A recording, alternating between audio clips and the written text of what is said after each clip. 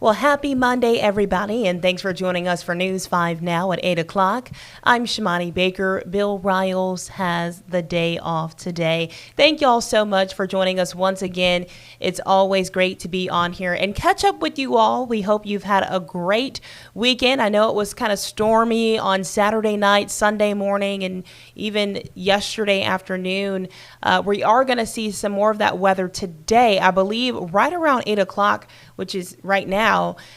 John told us this morning on News 5 this morning that we are weather aware and that most of those thunderstorms will be coming along later this morning. So we're going to keep you up to date on that. But we are also keeping an eye on a number of stories for you, and we'll tell you what they are in just a second. Brought to you by Green & Phillips, covering news from your neighborhood and around the world. News 5 Now starts right now. We are getting off to our big stories this morning, starting us off with number 5. The death toll continues to rise after a deadly 7.7 earthquake rattled most of Myanmar and Thailand on Friday.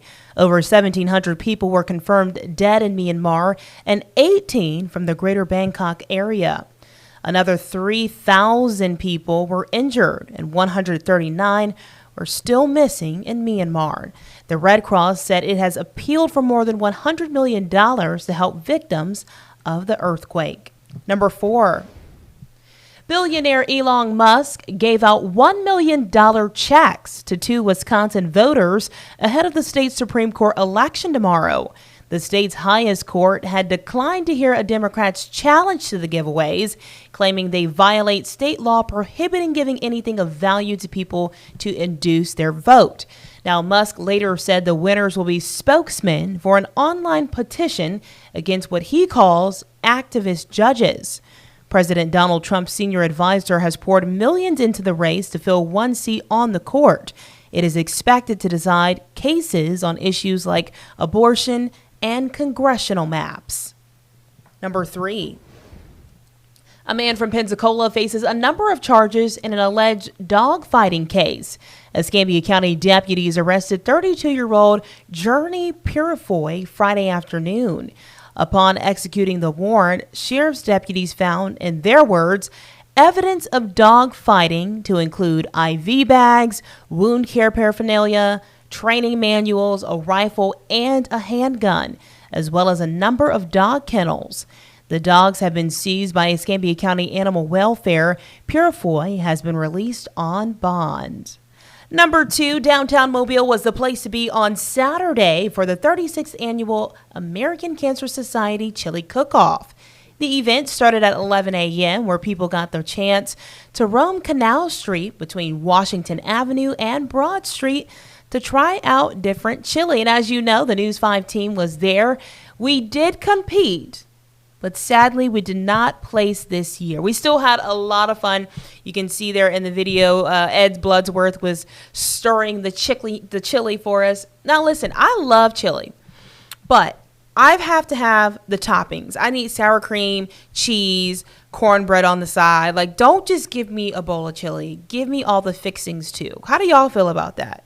If you like chili, or if you want your chili a specific way, comment and let me know how you like your chili. Mobile Lumber won the Best Overall Chili Award. Unfortunately, I didn't get to go this weekend, but the Chili Cook-Off is one of my favorite events that we do. It's always a great time. It's always a great turnout.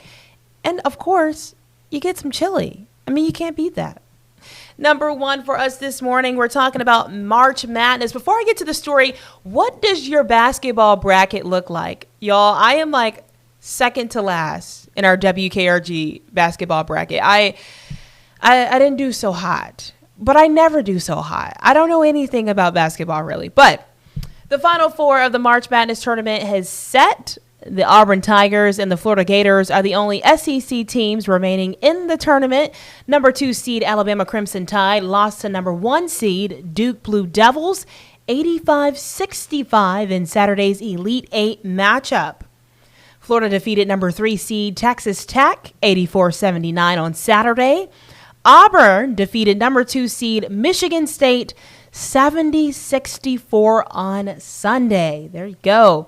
Florida, Auburn, Duke, and Houston are all the number one seeds in this year's tournament. It is only the second time in history of the NCAA tournament that all four number one seeds have made the Final Four. How awesome is that?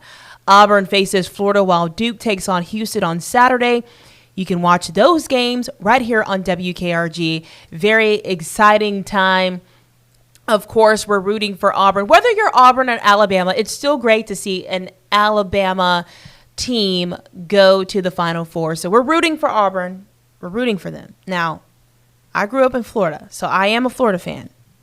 I'm a little, split in the middle there. But good luck to all the teams in the Final Four. Congratulations. We are going to move over to our question of the day. Now, this question of the day was from Friday, but I still am curious to see what you guys had to say. It is, what is your favorite kind of chili? And we talked about this a little bit. Some people commented in our chat box and said, I like my chili with a good bit of meat. Now, this is from our producer, Michael. He likes meat. I like meat as well. I also like the beans, the tomatoes. Like I'm a traditional chili girl. I'm not crazy about chicken chili, but some people like it. Someone else says cornbread and cheese. Absolutely. I feel like those are must-haves when you eat chili. Carmen says white chicken chili. Okay. I get that. I found out how to make a vegetarian chili. All right. All depends on who cooks it. Ain't that the truth? It depends. You can like chili and somebody can make it with the same ingredients and it may not taste the same. So I am with you on that one. We are going to move over to our poll, which is, let me pull it up for you here. Excuse me, y'all. There it is. Boom. Do you think cell phones have a negative effect on mental health? Ooh, this is a tricky question. Jenna says it's not a simple yes or no. It's more complicated than that. If you actually look at the stats research, it'll show it's mixed as well. I actually believe that. There are, of course, pros and cons to everything. We did a story not too long ago. I want to say it was yesterday about, well, maybe it was Friday. Sorry. It was probably Friday about smartphones and children's mental health and how it affects them. And it actually doesn't affect them as much as we think that it does. So I think we did that story on Friday. Today, we did a story about cell phones and procrastination, and that it's really not the cell phones that is causing procrastination. It's our actions, because a lot of people who don't use cell phones will find another way to avoid doing work or school or whatever it is. Dana says yes. Bo says, anyone who says no is lying. Kimberly says, absolutely, no doubt about it. Okay, so we've got a lot of mixed comments here. One thing I love about our question and polls of the day are you all are allowed to say what you feel, and we'll share your responses right here on News 5 Now. We ask that you all chime in on our polls and questions. All you have to do is head over to our Facebook page. Make sure you are liking and subscribing and then commenting on those posts. Thank y'all so much for joining me this morning for News 5 Now.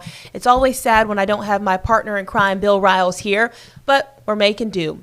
Again, we are weather aware today, and soon John Nodar and Abigail Gillespie will be going live with more updates on what you can expect this morning and how you can get to work safely. Of course, always download our WKRG weather app so you know what's going on and you can get those alerts right to your phone. Thank y'all again for joining us, and we'll see you soon. Have a great day. Be safe. Covering news from your neighborhood and around the world. You are watching News 5 Now, brought to you by Green & Phillips.